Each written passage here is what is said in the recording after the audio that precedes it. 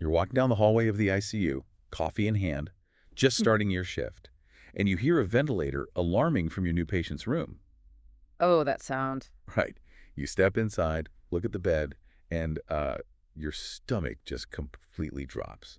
The patient is gasping for air, they're turning pale, and the tracheostomy tube, the literal lifeline that is supposed to be securely in their neck, is sitting directly on the bed sheets beside them. Yeah, it is the absolute nightmare scenario. I mean, that heart-stopping, sheer panic moment that every single new nurse dreads when taking on artificial airway patients. Absolutely. Because the clock is ticking in seconds there, not minutes. And knowing exactly what to do in those specific seconds, I mean, that's the difference between losing a patient and saving their life without hesitation. So welcome to this episode of the Super Nurse Podcast. Glad you're here. This show is actually built from the personal clinical notes of Brooke Wallace. She's a 20-year ICU nurse, an organ transplant coordinator, clinical instructor, and a published author. Yeah, and we're taking her real-world bedside experience plus her signature ICU teaching style to help you nursing students and new nurses really bridge that massive gap between textbook theory and, actual high-stakes patient care. Exactly. But just to be completely clear right up front, I am not Brooke Wallace. Neither am I. Right. Neither of us are. We are simply your guides to her bedside logic today. And before we get into the heavy clinical mechanics, we warmly invite you to subscribe and watch the video version of this on YouTube. Definitely check that out. The link is right down in the description, and the channel is called Super Nurse AI. So our mission today is highly specific, and it's custom-tailored for your NCLEX preparation and your bedside confidence. We are mastering tracheostomy care. Yes, we are. We're going to unpack the physiological mechanics of securing the airway, the underlying danger of routine suctioning, exact emergency protocols for decannulation. Which is terrifying. Super terrifying. And we'll cover some highly tested discharge concepts that honestly might completely surprise you. So we are skipping the basic anatomy definitions today because, well, you already know what a trachea and vocal cords are. Right. We need to focus strictly on the pressure dynamics and the mechanics of what an artificial airway actually does. So in plain English, a tracheostomy is a secure, direct express lane for air to get straight to the lungs. We are surgically bypassing the upper airway. Which brings us to the number one priority, because, students often get understandably distracted by the routine maintenance tasks. Oh, totally. Like worrying about the perfect sterile technique for cleaning around the stoma. Yeah, or the specific steps for changing the inner cannula. And clinical experience shows us that while infection control absolutely matters, losing the airway entirely is what causes immediate mortality. Right. So the ultimate priority for a fresh post-op track is preventing dislodgement. Airway always comes first. Always. And securing that airway requires a physical tactile assessment. You use what we call the one-finger rule. Very important rule. Yeah, when you check the track ties around the patient's neck, you should be able to slide exactly one finger underneath them. No more, no less. The clinical reasoning there is really a delicate balancing act, because if you can fit 2 or 3 fingers, those ties are way too loose. Just dangling there? Right. And a single aggressive cough from the patient generates enough internal thoracic pressure to blow that tube completely out of their neck. Wow. But on the flip side, if you crank it down too tight, you are creating a whole new set of severe problems. Yeah, you really are. You risk immediate skin necrosis around the neck, and even worse, you can impair venous return from the head. You're basically putting a tourniquet on their jugular veins. Which increases intracranial pressure. So yeah, that one finger tension is the precise sweet spot of patient safety. Okay, so once the tube is secured to the neck, we have to look at what's actually happening inside the trachea itself, because you'll encounter both cuff tubes and cuffless tubes at the bedside. And the clinical rule for knowing which one your patient needs is dictated entirely by their breathing support. Right, the ventilator dictates the tube. So if the patient requires a mechanical ventilator, they must have a cuffed tube. Right, that cuff is a small balloon surrounding the bottom of the tube inside the windpipe. And when it's inflated, it creates a total seal against the tracheal walls. And that seal ensures that every single ounce of positive pressure oxygen coming from the ventilator is forced downward into the lungs. Exactly. Because without that inflated cuff, the ventilator's air would just take the path of least resistance. It would leak back up the trachea and escape out of the patient's mouth and nose. Which means you'd never hit your target tidal volumes. Exactly. You'd just be ventilating the room. And conversely, if the patient is breathing completely on their own without positive pressure, they transition to a cuffless tube. That just allows air to flow naturally around the plastic. Okay, here's where it gets really interesting, though. Let's unpack this cuff mechanic for a second, because the logic here almost seems contradictory. Oh, so Well, if a cuff tube has a balloon that completely seals off the airway to prevent air from escaping up, doesn't that mean it also perfectly blocks things from falling down? Like if the patient swallows food and it goes down the wrong pipe, shouldn't that inflated balloon just catch the food like a safety net and prevent aspiration? that assumption right there is a massive NCLEX trap. Really? Oh, yeah. It's one of the most dangerous clinical misconceptions a newer nurse can carry into the room. A cuff tube absolutely does not prevent aspiration. Wait, because aspiration is defined by where the vocal cords are, right? And the stoma and the cuff sit below the vocal cords. Precisely. Medically speaking, aspiration occurs the exact millisecond that food, liquid, or saliva passes through the vocal cords into the trachea. Oh, wow. Yeah, so by the time that fluid slides down and hits the inflated cuff of the trach tube, the aspiration is already complete. The sterile respiratory tract has already been breached by oral bacteria. So the balloon might, temporarily hold a pool of that fluid from sliding deeper into the lower lobes, but the pneumonia risk is already locked in. Exactly. The bacteria is just incubating inside the trachea. The cuff is not some magical force field. Which means your aspiration precautions are actually more critical now.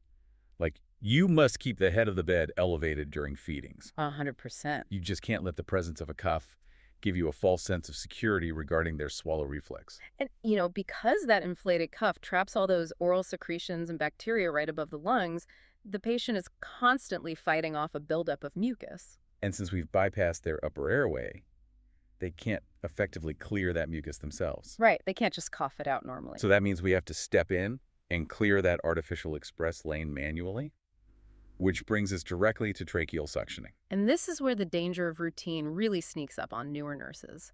A really common, well-intentioned mistake is treating suctioning as a scheduled task. Oh, it's been 4 hours, time to suction. Exactly. Thinking you should clear the airway every 4 hours, just like taking vitals or turning the patient. Okay, let's unpack this, Yeah. because I can completely understand the instinct. Yeah. As a newer nurse, wouldn't it be safer and more proactive to just suction on a strict schedule so the gunk never even builds up in the first place? What's fascinating here is that the evidence tells us the exact opposite. The human body does not tolerate a rigid plastic catheter being repeatedly shoved down its windpipe. I mean, that makes sense when you say it out loud. Right.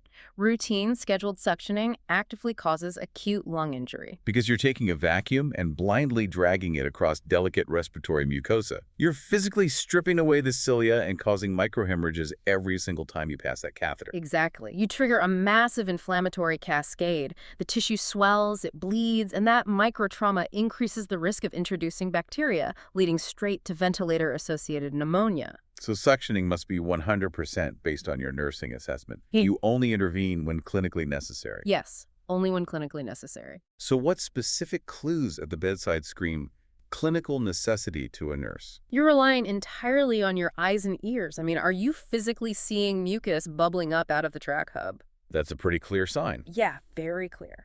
Or is the ventilator suddenly alarming for high peak airway pressures? Because that means it's meeting physical resistance when trying to deliver a breath. Or maybe the patient's oxygen saturation is suddenly dropping. Exactly. And when you put your stethoscope to their chest, you are listening for coarse rhonchi. That low-pitched, rumbling, junky lung sound. Yeah, that sound tells you thick secretions are vibrating against the walls of the airway. So when you observe those specific signs, that's when you intervene. And when you do intervene, there are life-saving rules of mechanics you must follow.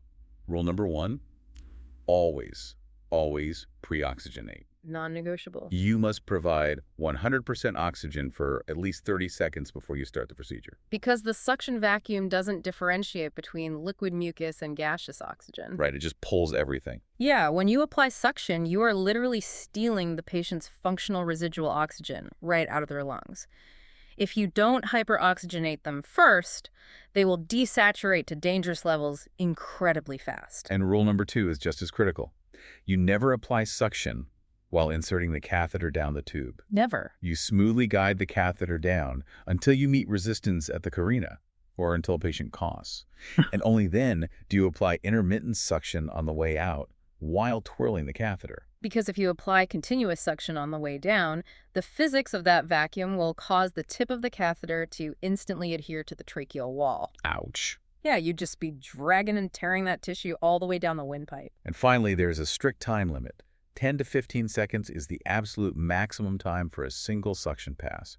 Which, honestly, 15 seconds feels like an eternity when you're standing over a patient who is gagging and coughing and turning red. Totally. Oh. But why is that 15-second mark the hard physiological limit?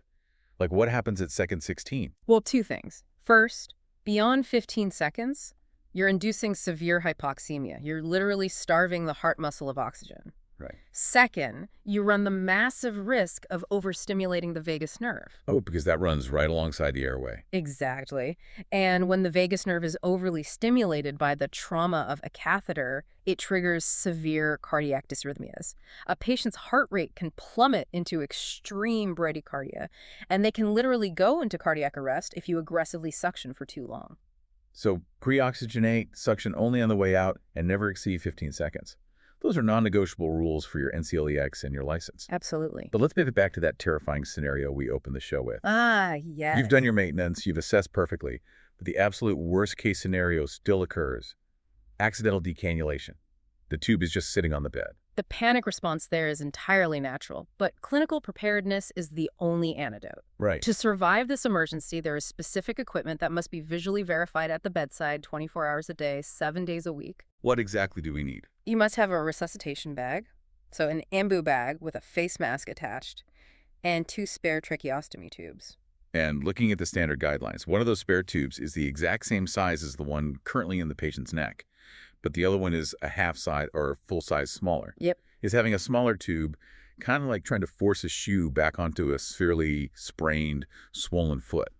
Like, you need a smaller size to physically bypass the immediate edema. That is a brilliant way to visualize it, yeah.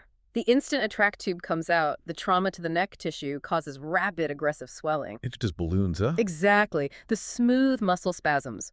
Within minutes, the hole in the neck starts to close up entirely. Wow. So if you grab the exact same size tube, it simply might not fit anymore. Right.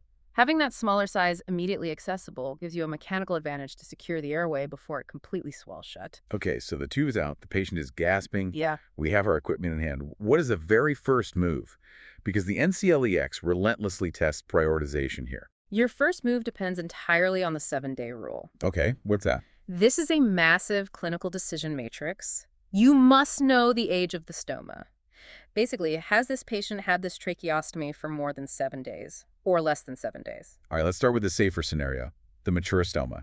The patient had the surgery, say, 3 weeks ago, and they accidentally coughed the tube out. So because it's older than 7 days, the tissue tract from the skin down to the trachea has healed. It's anatomically stable. Yep. In this case, a trained nurse can immediately attempt to reinsert the new tube.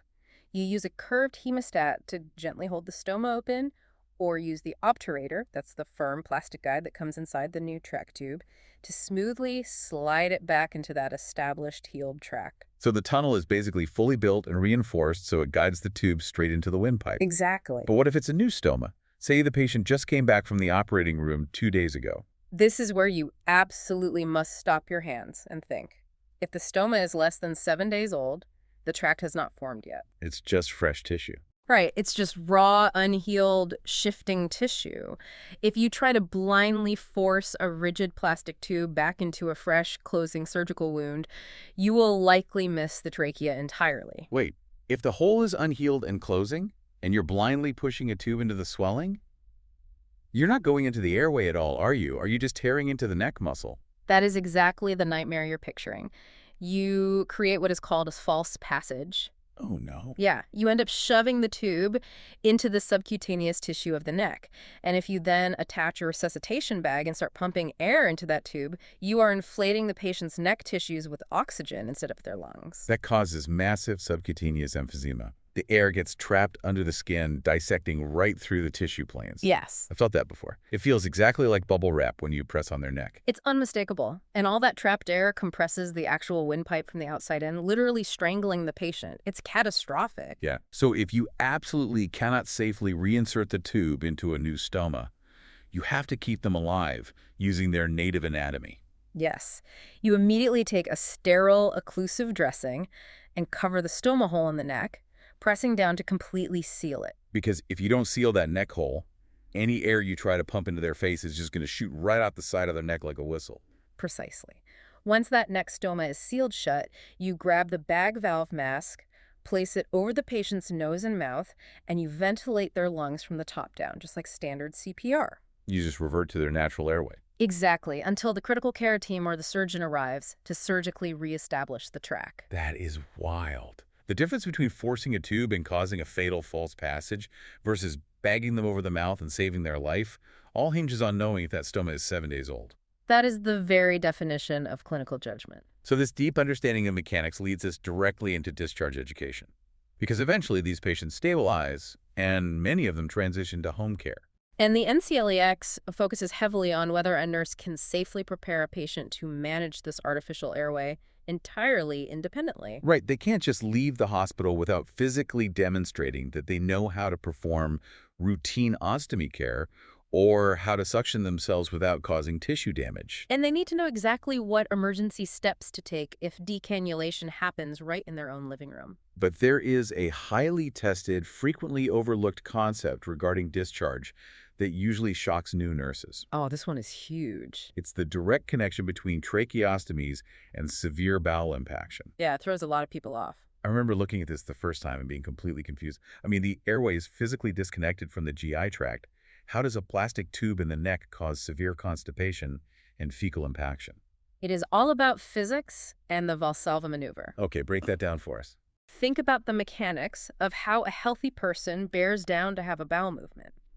You take a deep breath, you tightly close your vocal cords, and you flex your abdominal muscles against that trapped air. Right. You're using your lungs to create massive internal intra-abdominal pressure to literally push the stool out. It's a completely closed-loop system. You have to hold your breath to create the pressure. Exactly. But a patient with an open tracheostomy physically cannot trap air.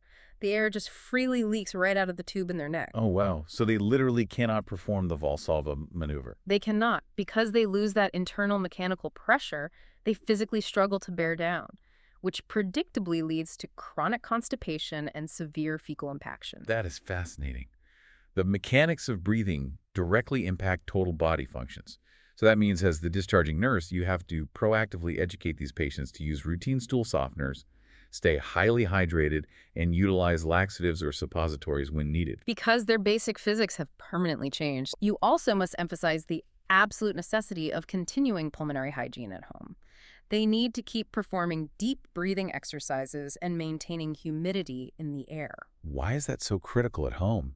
Well, because they don't have that natural upper airway resistance anymore. Their alveoli, the tiny air sacs in the lungs, are at a huge risk of collapsing. And that alveolar collapse is atelectasis. Exactly. If they aren't actively deep breathing to pop those sacs open, secretions just pool in the collapsed areas, leading straight to recurrent respiratory infections and readmission.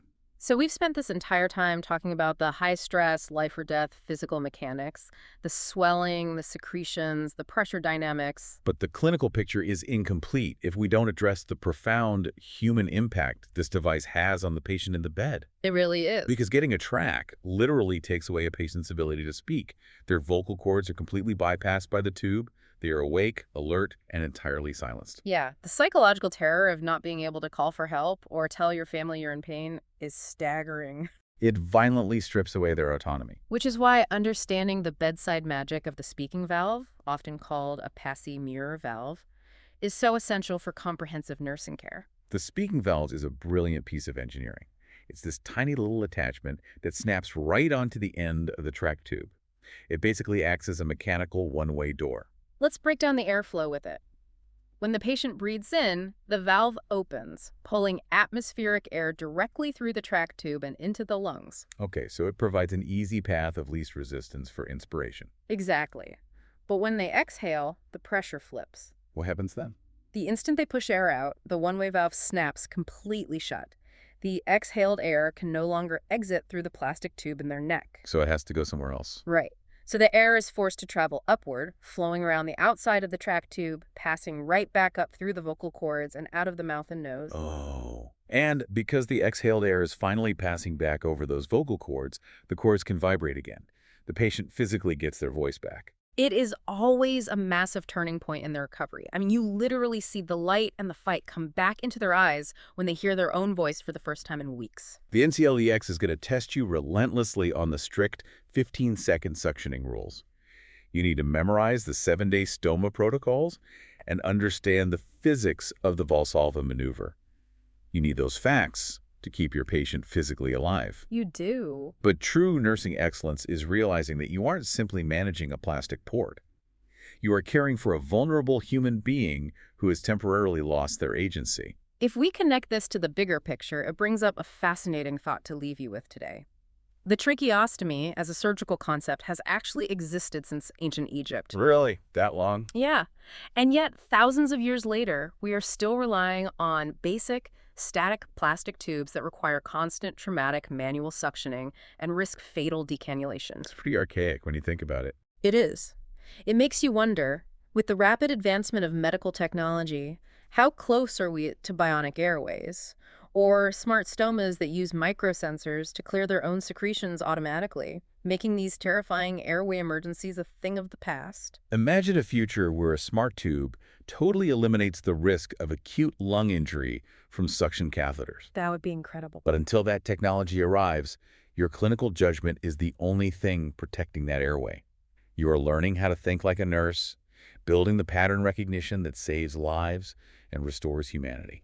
Thank you so much for joining us for this episode of the Super Nurse Podcast. It was great having you. Please head over and subscribe to the video version on YouTube. The channel is Super Nurse AI, and the link is in the description. And keep utilizing these breakdowns to connect your school knowledge to real bedside care. Keep studying, keep asking the difficult physiological questions, and keep becoming the super nurse you were born to be. See you next time.